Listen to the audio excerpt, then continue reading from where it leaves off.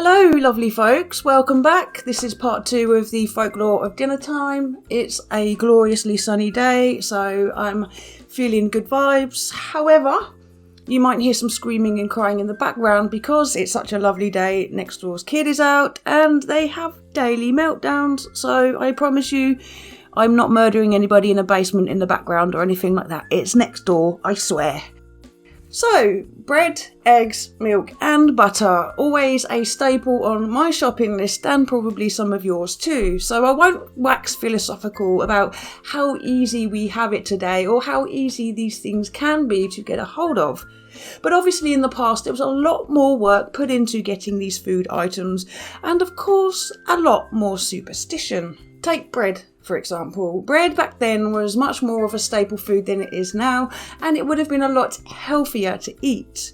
Modern bread uses dried yeasts, and the bread is light and spongy, whereas ancient methods used a fermenter flour that used natural yeasts that we now call a poolish or a starter yeast. And this bread would have been much sturdier and containing many minerals, including B vitamins, vitamin E and magnesium. So bread was more of an important part of the household, and it has been for about 14,000 years.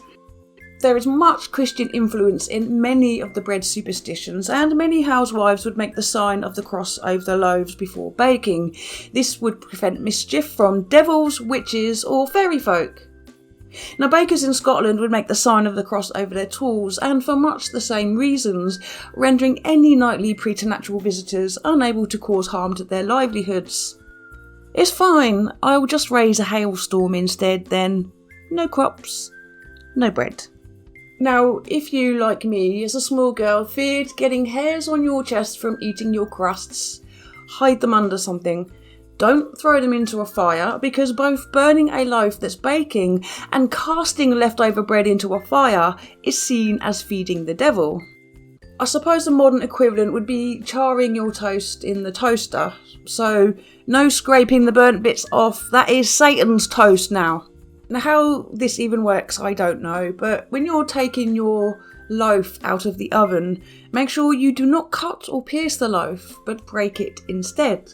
Otherwise the rest of your loaves will be heavy, and if you're a maiden fair, you won't be married anytime soon. A rather bizarre belief about bread making is that if a young man is touched upon the face with doughy hands, he will never grow a beard. And 4 loaves that stick together when baking denotes a marriage, while 5, dun dun dun, death. Okay, long time subs, we know what's coming. So provided you don't have any more bread baking in the oven, you are able to cut your bread with a carving knife. And if you so happen to find a hole in your loaf, well, that is known as a grave, and it is a sign that someone in the household has a meeting with St. Peter, except in Herefordshire, where it is a sign of new life, and the baker, if a woman or the baker's wife, will soon be expecting a bouncing baby. If, however, the loaf breaks as you're carving it, or you turn the loaf upside down, you will invite in death, the devil, and you will drown sailors. We are ready to move on now to a cracking segment on eggs, and I'll try to avoid the puns in this segment, but I think it might be hard to yoke myself in. So who would think that the number of and the when of egg collection and consumption would be so exacting, but indeed it is. Now clearly we as people have an obsession with being first, as evidenced by the comment section of any YouTube video, and this extends to egg eating. The first egg laid of a chicken is said to be lucky, as well as predictive, healing and a granter of wishes. The first laid egg of a white hen is lucky and must be kept in your pockets, and when used as a tool of prediction, you don't eat it, you put it under your pillow, and it brings you the dreams you need.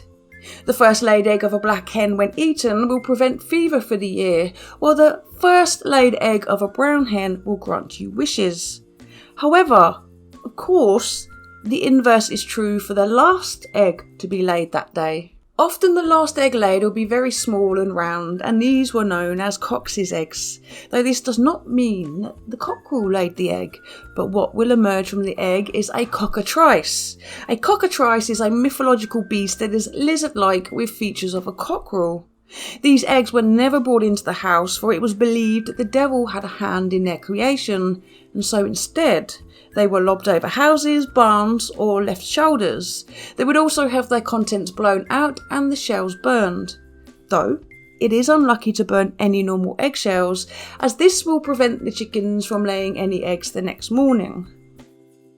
More poor luck will come from buying eggs at night or cracking the egg at the small end or accidentally dropping it. And of course, a double yolk was a death omen, a sign of eggy doom.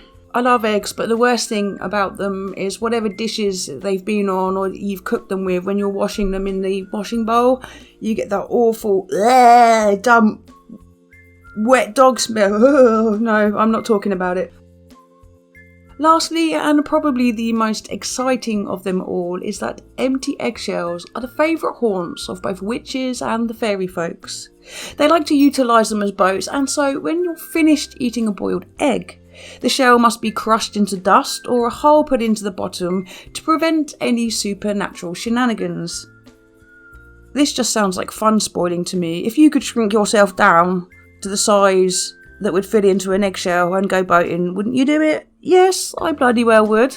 Now, that's the end of this section. We'll do part 3 probably after this, get it written. Thank you for watching. It's good to see you back. Again, I appreciate the views and whatnot, and I will neither confirm nor deny any caffeine consumption. But for now, bye bye, love ya, see you soon, enjoy your day.